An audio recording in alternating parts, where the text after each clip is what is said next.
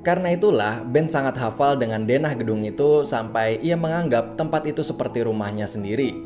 Dan setelah mendengar cerita Ben itu, Jules pun jadi merasa kagum pada Ben. Momen keakraban ini pun terus berlanjut ketika Ben dibantu Jules untuk membuatkan akun Facebook. Menariknya, Ben kemudian mengakui bahwa Jules adalah orang pertama yang sangat menginspirasi dirinya setelah sekian lama ia berkarir.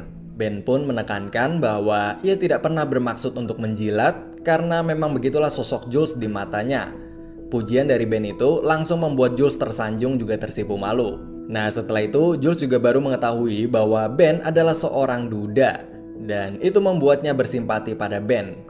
Dan akhirnya proses pembuatan Facebooknya pun selesai dan Jules menjadi teman pertama Ben di Facebook. Jules pun mengungkapkan bahwa ia sudah lama nggak ngobrol santai seperti ini. Hal ini pun secara tidak langsung membuat Jules semakin suka dan nyaman dengan Ben ini. Hubungan mereka berdua pun berkembang ke arah yang lebih baik dari yang awalnya kaku dan dingin menjadi akrab dan penuh kehangatan. Beberapa jam kemudian, Ben akhirnya mengantarkan Jules pulang ke rumahnya. Nah, saat sudah sampai di rumah, ada kejadian lucu nih guys. Ternyata di balik parasnya yang cantik jelita, Jules ternyata tidurnya suka ngorok.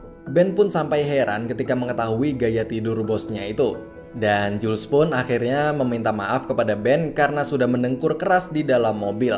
Dan Jules pun juga mengatakan baru kali ini ia ketiduran di mobil.